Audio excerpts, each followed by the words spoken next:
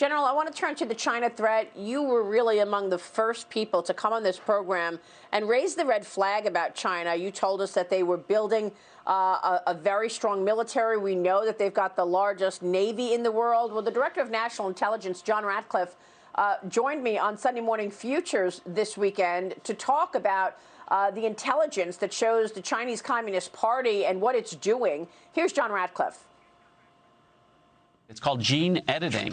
It's altering DNA, and it's one of the things that our intelligence shows that China is doing. They've got the PRC, the People's Republic of China, has 2 million strong in its military, and it's trying to make them stronger through gene editing. That's just one of the ways that, China is trying to essentially dominate the planet and set the rules in the world order. And why it's so important and people need to understand is this is an authoritarian regime. It doesn't care about people's individual rights. We've seen what they've done to the Uyghurs. We've seen what they've done in Hong Kong. It's about putting the state first, and that is the exact opposite of what has always made America great. What's your reaction? We've talked about what they're doing in their use of artificial intelligence in the military, but to actually do this gene editing and have this program to test members of the PLO, 2 million communists, to try to make them better and more equipped to handle extreme weather, more equipped to handle chemical attacks. Pretty extraordinary, the lengths that they're going, General. Yeah, it's not surprising. You know, as Director Ratcliffe said, this is an authoritarian, it's a repressive regime that, as a premium, is constantly in control of its people.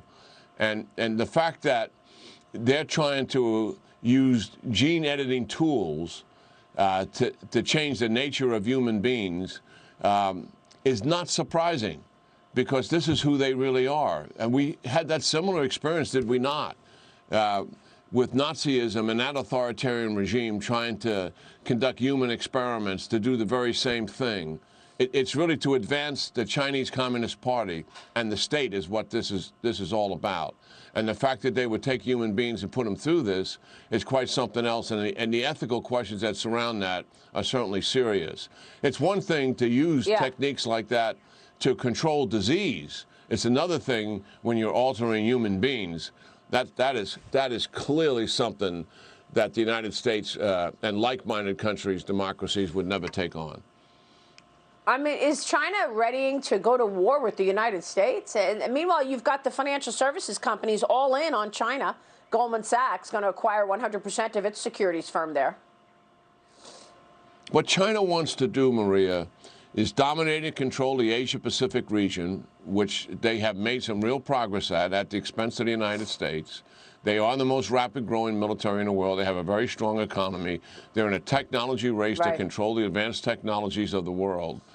They want to dominate and control the world and change the international order, but they want to do it without having to fight a war. And they want to avoid that war, but they will use their military to bully, to intimidate, and if necessary, go to conflict if necessary. But they are, given the success they have had and the progress they've made avoiding conflict, that's really where they are. All right, General, we're going to leave it there, but I did want to ask you real quick, do you think that the U.S. should get back into the Iran nuclear deal? That's what Jake Sullivan said Joe Biden would do. I don't think we should get back into the nuclear deal as it was previously constructed, because we know it's flawed. I think they have unbelievable leverage from the Trump administration in terms of the sanctions, the progress made with the Arabs and the Israelis to leverage the Iranians and get a better deal.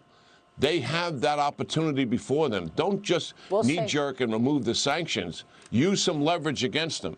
I think the Iranians would have come forward and negotiated with President Trump if he was reelected, because they're in a very desperate situation. We have leverage now that we did not have in 2014 and 2015. All right, General, we'll be watching. Thanks so much. Good to see you this morning, sir.